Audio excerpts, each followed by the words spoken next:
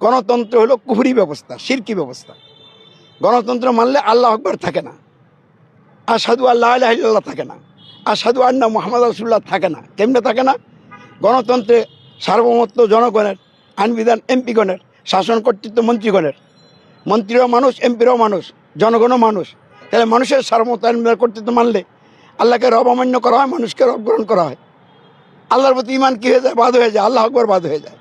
তার গণতন্ত্রের যে সংবিধান, যে সংবিধান দ্বারা রাষ্ট্র চলছে, কর্মক্ষেত্রে এই সংবিধানের আইন পালন করলে আল্লাহর আবাদত হয় না, আবাদত হয় কার?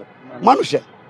তাহলে দাসত্ব আনুগত্য উপাসনা আল্লাহর পরিবর্তে মানুষ হওয়ার কারণে আল্লাহ ইলাহাবাদ হয়ে যায়, মানুষ ইলাহ হয়ে যায়। ওই আশহাদু আল্লাহ ইলাহা ইল্লাল্লাহ থাকে না। আর মানুষের তৈরি আইন দিয়ে যারা নেতা সরকার, এরা যেহেতু কোরআন বিরোধী সংবিধান দেওয়া নেতা, এদের আনুগত্য করলে আবু জাহেলের আনুগত্য করা হয়, রসুলের আনুগত্য কী হয়ে যায়?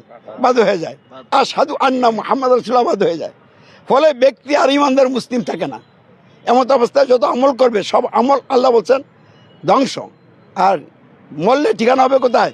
জাহান্নাম। তাই জাহান্নাম থেকে বাঁচার জন্য, জান্নাতে যাওয়ার জন্য আমরা দলমত নির্বিশেষে সকলকে ভালোবেসে, সকলের ধারে ধারে যাইয়া নিজেদের সমর্থ কুরবানি করে দাওয়াত দিয়ে যাচ্ছি। এখন কেউ না বুঝছে যদি আমাদেরকে গালি দেয়, বাধা দেয়, আমরা সবর ক্ষমা নীতিতে আসি, কারো প্রতি রাগ করি না। এই নীতিতে আমরা চলছি।